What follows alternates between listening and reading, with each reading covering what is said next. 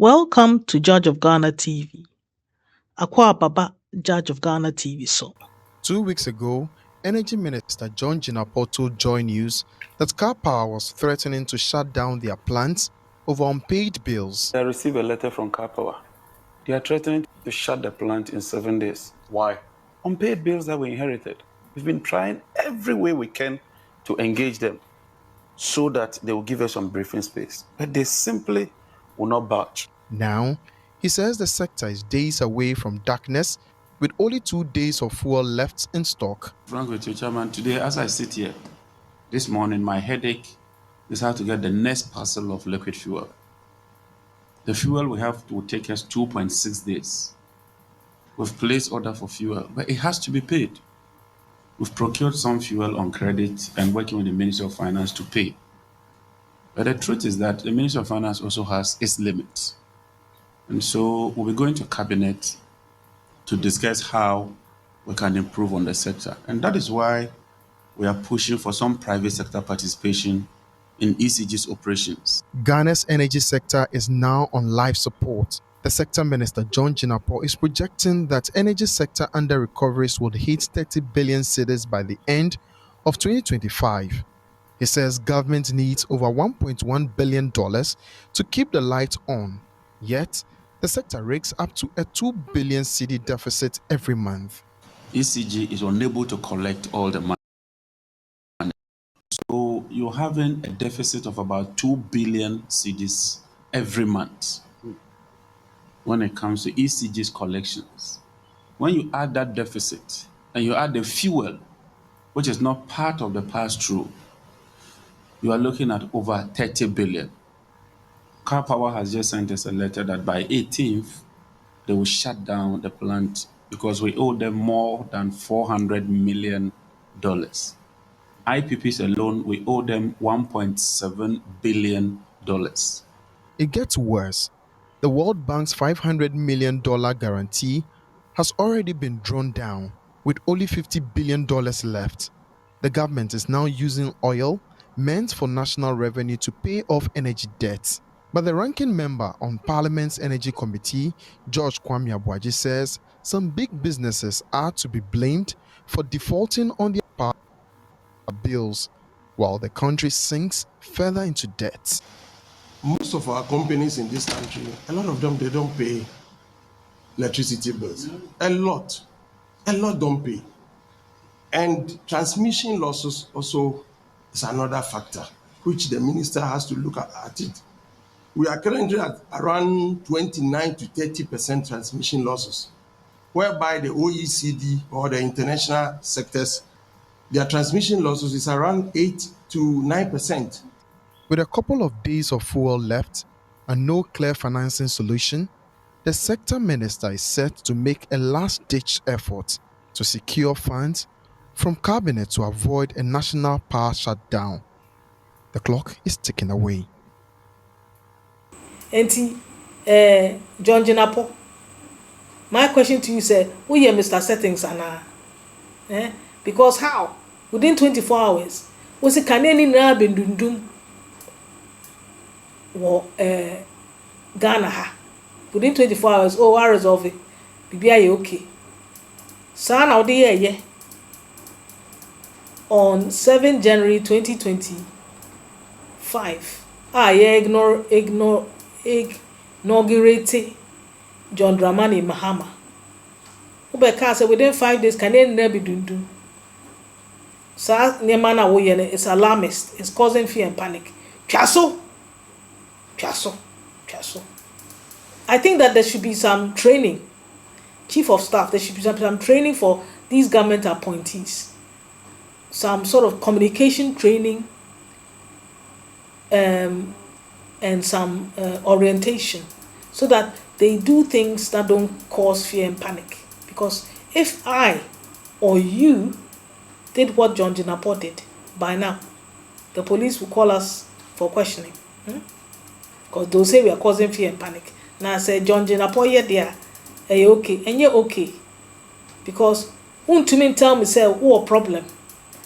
And this is the dire effects. Can you not be doing? Now within 24 hours, when you have solution, Let's just say you already had a solution. You're just playing us for fools. We don't need that type of politics in this country. Fear and panic, alarmist politics. Now, the question is that does anybody train a minister how to become an effective minister and how to communicate? Because I think that there's a problem in communication and there's a problem in how they should carry themselves. Because when you put together a code of conduct in any company or organization, when you put together a code of conduct, you also have to have training. So people understand the code of conduct and they know what to do to follow it. Because without the training concerning the code of conduct, it is pointless having a code of conduct. Because the people don't read it. People don't like reading anyway. And look, black men, generally, we don't like reading. But black people in general, very few like reading. So if black people don't like reading, and you put together a code of conduct, and you're not training them about how to carry themselves according to the code of conduct, and you expect them to follow the code of conduct, I'm sorry, His Excellency, John Dramani Mahama, your governance is going to fail woefully, because none of your appointees, very few of them will follow the code of conduct. Because they don't even know what is inside there, because they have not looked at it. After they came and you talked, you said, oh, you're launching it. They forgot about it and they are doing what they are doing. And this is the problem we have in this country.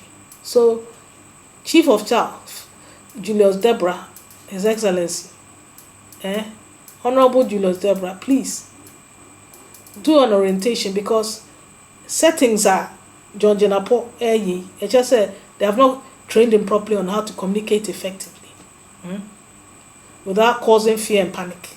And he's an alarmist communicator, and it's not good for governance. You see, if you want your governance to go smoothly, there's a way. And if you want it to go haphazardly, there's a way. And his beginning is not a good beginning. So please orientate your ministers now, before it's too late. Proper orientation, so they get it in their heads. They know what to do. You give them examples. When you're orientating them, you're training them that this is what this code of conduct means. You don't do this, you don't do this, you don't do this, you don't do that. Because if you don't orientate them, they will say they didn't know, and more scandals will result. So please, train them. Now that it is clear, there's a question mark in the conduct, the ethical conduct of some of your ministers is becoming patently clear. There are question marks. John Jenapo doesn't know how to communicate effectively. Honorable Sami Jemfi, acting CEO of Gold Board, doesn't know how to act with decorum and discretion. And to even make it matters worse, to write on your Twitter, an apology on your Twitter account, and say that you do give money to poor people regularly. And Agrada is not a poor person. It's not a justification.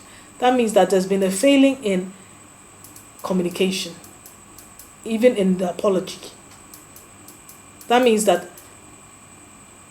there's a training issue among the ministers. Some of them are doing very well, because if you look like at Okujato Ablakwa, he has been on point in a lot of his communications so far, thus far. But I think a general training on how they should conduct themselves, how they should communicate, something has to be done, because to be honest, the new National Democratic Congress has been out of governance for 8 years. Maybe they've forgotten. Also, somebody like Samuel Sam George, has been doing well and communicating well. He has been trying. I think he has been quite an effective communicator thus far. But maybe when you do your training, some role plays will be good. And then you can record them and also play it back to them and tell them that you did good here and you did bad here. Because you see, if you want to have a certain standard, you got to train the people so nobody has an excuse. But if you don't train them, they will have an excuse. And if you train them, there will be a certain standard of how all of them do their things to create a certain modicum of standard. So please, train them. This is all I have to say today. If you don't train your ministers and your appointees, expect more scandals. And then when they come, now you have to be torn about whether to get rid of them or not. And to be honest, in many countries, let's say the US and in the UK, and in many European countries, after what happened with Sami Jemfi and Agrada, they would have given him he would have resigned and just gone home. But in Africa, it would take you digging them out, and throwing them out before they leave office after a scandal. But in Europe and America, even if you say that the scandal doesn't come up, but there's a rumor that the newspaper is going to print some scandalous story, to avoid the story even coming out, sometimes the accused person just abandons posts and resigns in these government positions, but not so in Africa. Maybe we'll see that happening later on, but I'll leave things here. If you like this type of content, like, share, subscribe, and as I said, go to kofi.com/Coach Wright and download the 365 days devotional on leadership. And I also have another ebook on corruption in the 54 countries in Africa. I think some of the stories you'll find a useful read. Thank you and see you in the next episode. Bye for now. As I always say, Ghana first, always. Bye for now.